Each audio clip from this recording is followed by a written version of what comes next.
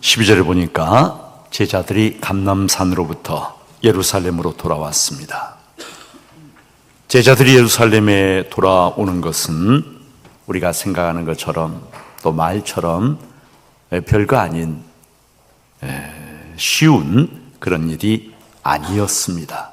왜냐하면 예루살렘의 분위기가 살벌하고 흉흉하고 그리고 여전히 살기등등했기 때문입니다. 예수님을 십자가에 달아 죽인 바로 그 적대 세력이 언제라도 제자들 자신들까지 잡아 죽일지 모르는, 핍박과 죽음이 언제 들이닥칠지 모르는 그러한 곳이 바로 예루살렘이었기 때문입니다. 그러나 그들은 예루살렘을 떠나지 말고 내게 들은 바 아버지의 약속하신 것을 기다리라. 주님께서 말씀하셨기 때문에 그 말씀에 순종해서 예루살렘으로 돌아온 것이죠. 그들은 목숨을 걸고 주님의 말씀에 순종했습니다. 그들이 살기등등한 예루살렘에 돌아와서 한 것은 바로 기도였습니다.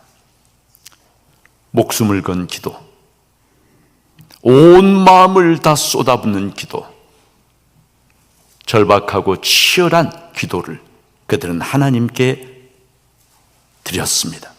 14절, 오로지 기도에 힘쓰더라. 오직이란 말은 하나뿐이라는 거예요. 다른 선택 가능성은 없다는 거예요. 오직 마음을 다 쏟아부어서 하나님 앞에 매달리며 기도했다는 것이죠. 14절, 마음을 같이하여 그들은 한 마음이 되어서 하나의 동일한 목표를 가지고 하나님 앞에 기도했습니다. 너무나 뚜렷한 그들의 기도. 여러분, 한 마음이 되어서 그들이 기도한 것 무엇이었을까요? 바로 주님께서 말씀해 주신 너희는 몇 날이 못되어 성령으로 세례를 받으리라 말씀하신 대로 우리에게 성령을 부어 주옵소서. 바로 그것이 그들이 한 마음 되어 기도한 것이었습니다. 성령을 구하는 이런 기도는요, 제자들이 지금까지 한 번도 해본 적이 없는, 사실은 낯선 기도였어요. 그들이 지금까지 해온 기도, 그것은 주로 개인적인 안위와 복을 구하는 그런 기도였습니다. 대부분이 어부였기 때문에 그들의 기도 우리 충분히 짐작이 되어집니다. 하나님, 오늘 고기 많이 잡게 해주세요. 하나님, 오늘 풍랑 만나지 않게 해주세요. 하나님, 이번에 고기 좀 많이 잡아서 더 큰 배를 사게 해주세요. 성도 여러분, 이것이 여태까지 그들의 기도였습니다. 그런데 이제 그들의 기도가 달라졌어요. 그들이 구하는 것이 달라졌어요. 그들은 더 이상 자신들의 안위, 자신들의 복을 구하지 않았습니다. 살기등등한 예루살렘 안에 거하고 있으면서도 하나님, 저희들 생명 지켜주세요, 그런 기도를 한 것이 아니라 주님께서 명령하신 하나님, 우리에게 성령을 부어 주옵소서. 그들은 그렇게 기도했다는 거예요. 약속의 말씀을 붙잡고 치열하게, 절박하게 하나님 앞에 부르짖어 기도했습니다. 모두가 한 마음이 되어서 통성으로 기도를 했습니다. 그들은 주님께서 약속하신 성령을 받지 않으면 자신들이 세상과 싸워서 절대로 이길 수 없다는 사실을 너무나 잘 알고 있었어요. 세상과 싸운다라고 하는 것은 그들에게 계란으로 바위를 치는 그러한 것과 같았습니다. 사실 성령을 구하면서도 그들은 성령이 어떤 분이신지를 잘 알지 못했어요. 왜냐하면 그들은 지금까지 단 한 번도 성령을 체험해 본 적이 없기 때문입니다. 성령, 구약에서 여호와의 영 이렇게 묘사된 성령. 여러분, 이 성령은 구약의 위대한 인물들, 모세, 사무엘, 엘리야, 엘리사, 다윗, 다니엘, 에스겔, 이런 위대한 신앙의 인물들 위에 임해서 그들이 하나님 앞에 능력의 종으로 쓰임받도록 도와주신 하나님의 영이신 줄은 알았지만은, 그러나 체험해보지 않으니까 도대체 성령이 어떤 분이신지를 몰랐어요. 그리고 하물며 더 나아가서 자기들이 구약의 그런 인물들 같은 대단한 존재도 아닌데, 정말 하찮고 정말 배운 것도 없고 내놓을 거 아무것도 없고 정말 보잘것없는 사람들인데, 자신들에게 성령이 임한다라고 하는 것, 어떤 것일까? 여러분, 상상조차 하기 어려운 일이었지만, 그러나 주님께서 말씀하셨기에 약속의 말씀을 붙잡고 부르짖어 오직 기도에 힘썼다는 것이죠. 지난 주간에 부흥을 사모하라라고 하는 주제를 가지고 특별 새벽기도를 하면서, 오늘날 한국교회가 초대교회에 비하면 모든 것이 좋아요. 비교할 수가 없어요. 여러분, 초대교회 이렇게 좋은 예배당과 이렇게 좋은 시설과 환경, 그리고 이렇게 많은 성도들이 어디에 있었습니까? 이렇게 자유로운 예배 환경 꿈도 꿀 수 없었고, 여러분, 넉넉한 교회의 재정과 그리고 교회 안에 좋은 프로그램들과 여러분, 초대교회 성도들에게 성경이 어디에 있었습니까? 모든 면에서 우리가 월등하게 좋아졌는데, 교회의 영적인 권세가, 영적인 파워가 초대교회보다 더 좋아졌는가? 그렇지 않습니다. 어떤 의미에서는 정반대입니다. 왜 그럴까요? 여러분, 우리 한국교회가 전 세계의 주목을 받는 경이로운 성장을 이루겠지만, 오늘날 한국교회가 사회적으로도 그렇고 점점 더 영향력을 잃어가고 있는 이유가 무엇 때문일까요? 바로 교회 안에 더 이상 부르짖는 기도가 사라졌기 때문입니다. 부르짖는 기도가 사라졌어요. 모든 것이 너무 풍족해요. 하나님 앞에 애써서 목숨 걸고 기도하지 않아도 이 땅에서 얼마든지 행복하게 잘 살 수 있어요. 하나님을 붙잡는 것이 아니라 물질을 붙잡습니다. 부르짖는 기도가 사라지면서 교회의 영적인 권세와 영적인 능력이 동시에 사라지고 있다는 거예요. 예레미야 33장 3절, 우리가 잘 아는 말씀입니다. 너는 내게 부르짖으라. 내가 내게 응답하겠고 내가 알지 못하는 크고 은밀한 일을 내게 보이리라. 하나님 말씀을 하십니다. 성도 여러분, 너는 내게 부르짖으라. 부르짖자, 이 말은 큰 소리로 고함을 질러가며 기도하는 그런 기도를 하나님이 원하신다는 말씀이 아닙니다. 너는 내게 부르짖으라, 이 말씀은요, 너는 내 마음을 다 쏟아 부어서 절박하게 하나님만을 붙잡고 하나님이 아니면 죽는다라고 하는 그런 마음으로 마음을 쏟아 부어 기도해라. 그런 말씀인 것이죠. 그리할 때 내가 내게 어떻게 하신다고요? 응답하겠고 내가 상상도 할 수 없는 크고 은밀한 그런 일을 너에게 보여주겠다. 하나님은 약속을 하십니다. 성도 여러분, 우리는 오직 기도가 아니라 기도 외에 너무나 많은 선택지를 가지고 있어요. 우리는 잠시 기도한 후에 재빨리 자리에서 일어나서 별 생각 없이 나가버립니다. 그리고는 세상 가운데서 실제적이고 현실적인 방법들을 찾아다닙니다. 심지어는 내가 무엇을 기도했는지조차도 까맣게 잊어버립니다. 기도하고 나서도 아무런 기대감을 갖지 않습니다.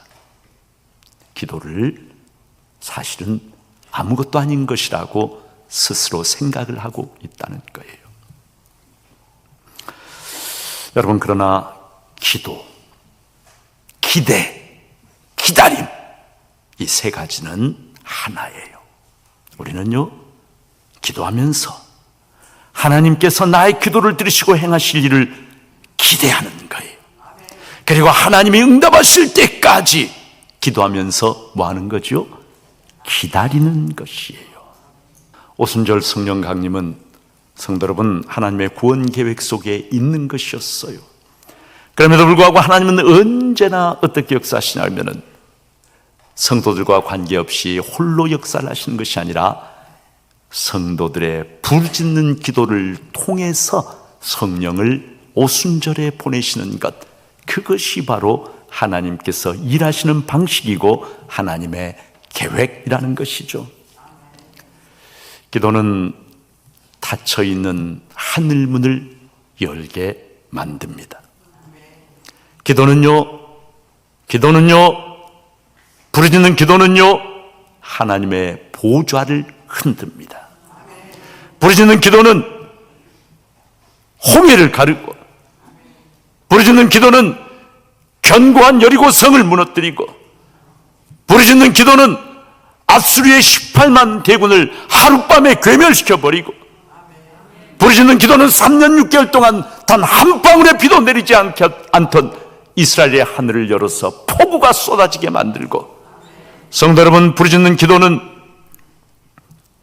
태양과 달을 그 자리에 멈추어 서게 만드는 놀라운 능력을 가지고 있어요. 기도는 원수를 친구로 변화시킵니다. 기도는 사자의 입을 봉하게 만듭니다. 기도는 민족을 구원하고 원수를 장대에 매달게 만듭니다. 기도는 옥문을 열게 만들고 착고가 풀리게 만듭니다. 기도는 태의 문을 열어서 위대한 하나님의 사람을 잉태케 합니다. 우리 주님의 지상에서의 삶, 여러분 생각해 보면 처음부터 끝까지 우리 주님의 삶은요, 기도로 시작해서 기도로 마친 삶이었어요. 우리 주님 공생애를 시작하실 때 제일 먼저 뭐 하셨던 건가요? 말씀을 선포하시기 전에 뭐 하셨던가요? 40일 동안 광야에서 금식하며 하나님 앞에 부르짖어 기도하셨습니다. 그리고 나서 비로소 말씀을 선포하셨습니다. 성도 여러분, 우리 주님 공생애를 마치실 때 제일 마지막 뭐 하셨던가요? 기도하셨습니다. 아버지, 내 영혼을 아버지 손에 부탁하나이다. 그 기도를 끝으로 숨을 거두셨습니다. 새벽 미명에 어두컴컴할 때 홀로 일어나서 우리 주님 한적한 곳에서 기도하셨습니다. 때로는 밤을 새우며 철야하며 기도를 하셨습니다. 때로는 산속에 홀로 들어가셔서 기도를 하셨습니다. 기도하시면서 하나님 아버지의 뜻을 구하고 기도하시면서 그 아버지의 뜻을 이루어 드리려고 자신의 모든 것을 아버지 앞에 쏟아 놓으셨습니다. 우리 주님의 겟세마네 동산의 기도, 그 기도의 절정이었죠. 땀방울이 땅에 뚝뚝 떨어지는 핏방울이 될 정도로 온 영혼을 다 쥐어짜서 아버지의 거룩하신 뜻을 이루어드리기 위해서, 아버지 할 만하거든 이 잔이 제게서 지나게 해주십시오. 그러나 내 원대로 마옵시고 아버지의 원대로 하옵소서. 부르짖어 기도하셨습니다. 우리 주님은 성령의 사람이셨고 동시에 처음부터 끝까지 우리 주님은 오직 기도의 사람이셨습니다. 저는 이번 특세 때 다른 때보다도 마음이 좀 더 간절하고 절박했습니다. 코로나 3년을 거치면서 교회가 너무 연약해졌어요. 교회 영적인 침체와 무기력, 이대로 가면은 이제는 헤어나지 못하고 그 안에 갇혀서 아무것도 하지 못하는 정말 약한 교회, 명맥만 유지하는 교회가 될 수밖에 없다라고 하는 그런 마음 때문에 어떻게든지, 하나님 어떻게든지 우리가 다시 일어나야 하겠는데, 어떻게든지 다시 부흥하고 성도들의 영이 살아나야 하겠는데, 자기도 모르게 우리 성도들의 영이 육신의 편안함 속에 젖어서 기도하지 않고 무기력해지고 주저앉아 있는, 하나님, 이대로 가는 것은 결코 하나님 기뻐하신 것이 아닌데 하나님 어떻게 해야 합니까? 하나님 다시 우리에게 부흥을 허락해 주시고 우리에게 성령을 부어 주옵소서. 기도하지 않을 수가 없는 상황이었어요. 그 절박한 마음 때문에 저는 매일 새벽 4시에 교회에 왔습니다. 아직 아무도 없는 어두컴컴한 예배당에서 하나님, 오늘 이 백성에게 하늘문을 열어주십시오.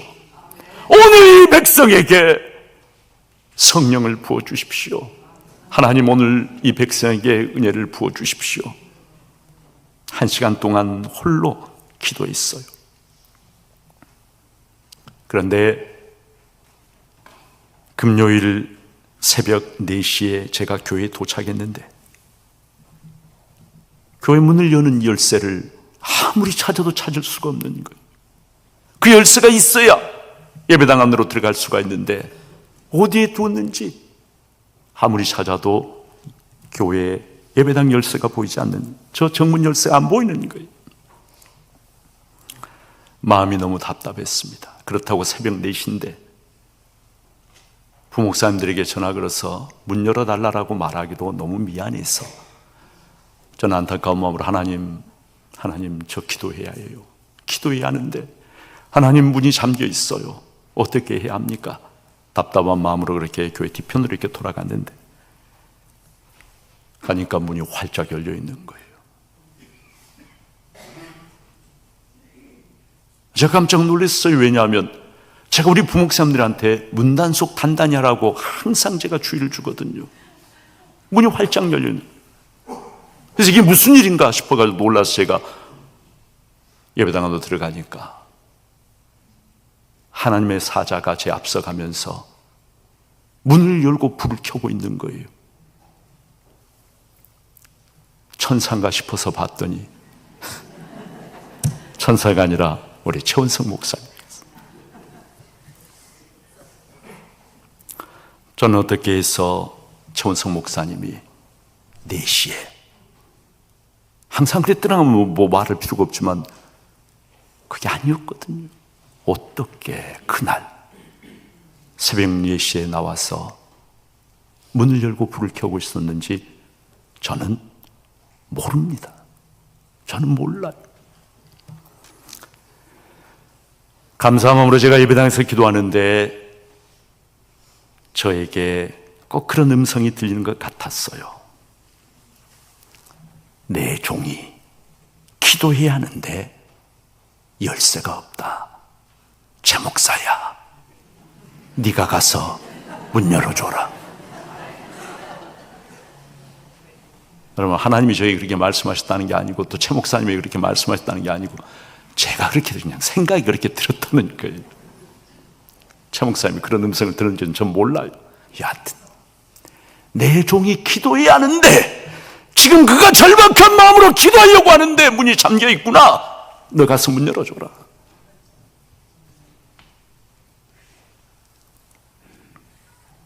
저는 아버지 하나님의 그 섬세하신 사랑과 관심, 하나님이 나를 보고 계시는구나, 하나님이 이 자리에서 내가 한 시간 어두컴컴할 때 기도하는 걸 듣고 계시는구나, 내가 기도하지 못해 안타까워하는 것을 하나님이 안타깝게 여기시고 문을 열어주시는구나 생각하면서 너무나 감사했어.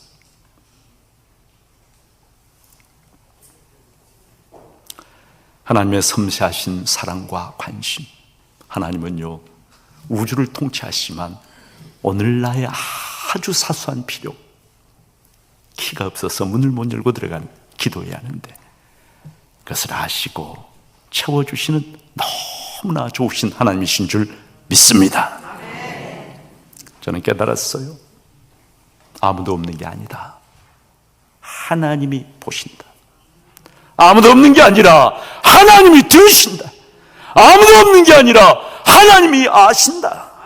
그것이 바로 성도의 기도입니다. 세상 사람들은 나를 도와줄 수 있는 눈에 보이는 그 어떤 것을 찾아서 세상을 헤매지만 성도는 눈에 보이지 않는, 사람들이 볼 때는 아무것도 아닌 것 같은, 사라지고 말 것 같은 그런 기도가 나사렛 예수 그리스도의 이름으로 드려질 때 하나님의 보좌를 움직이고 하나님의 마음을 움직이고 하나님이 일하게 만드신다는 것을 믿으면서 어디로 나아갑니까? 세상을 향해서, 사람들을 향해서 도와달라고 나가는 것이 아니라 아무도 보지 않는 하나님 앞에 나와서 보좌를 붙잡고 기도하는 사람, 그가 바로 기도의 능력을 믿는, 살아계신 하나님을 믿는 성도라고 하는 것이죠. 성도 여러분, 오로지 기도에 힘쓰더라.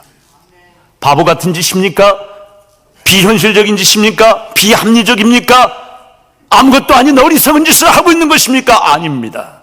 흙덩어리에 불과한 사람에게서 도움을 구하는 것이 아니라 잠시 있다가 사라져 버리고 말 물질을 붙잡고 의지하는 것이 아니라 영원하신 하나님, 살아계신 하나님, 그 아들 예수의 이름으로 드리는 기도를 결코 멸시하지 아니하시는 그 아버지 하나님을 바라보고, 사람들이 보지 않더라도, 사람들이 볼 때는 바보 같고 어리석은 것처럼 보여도 그 하나님을 바라보며 보좌 앞에 나와서 기도하는 사람이야말로, 이 사람이야말로 가장 지혜로운 사람이고, 이 사람이야말로 하나님이 기뻐하시는 사람이고, 이 사람의 기도가 사실은 세상을 움직이게 된 줄을 믿으시기를 바랍니다. 성도 여러분, 권세 있는 자들이 세상을 움직이는 게 아니에요. 진실로 세상을 움직이고 있는 것은 가진 것 없고 배운 것 없고 내놓을 것 없어도 하나님 바라보며 보좌를 붙잡고 기도하는 사람, 하나님은 그런 사람을 들으시고 그런 사람을 쓰시고 그들을 통해서 세상을 이끌어 가시는 줄 믿습니다. 우리 성도님들, 성도가 할 수 있는 가장 위대한 행동이 무엇인지 아세요? 기도하는 거예요. 나는 능력 없어요. 나는 할 수 없어요. 그러나 하나님 말씀이 무엇입니까? 너는 기도해라. 내가 일하마. 여러분, 이게 성경의 공식이에요. 너는 기도해라. 내가 일하마. 내가 일하마. 오로지 기도에 힘쓰더라. 오직 기도입니다. 우리 중국교회 성도들이 다시 기도를 해보고 하시기를 바랍니다. 기도가 아닌 세상 것 붙잡고 세상의 지식과 지혜와 물질과 돈과 사람과 다 허무한 거예요.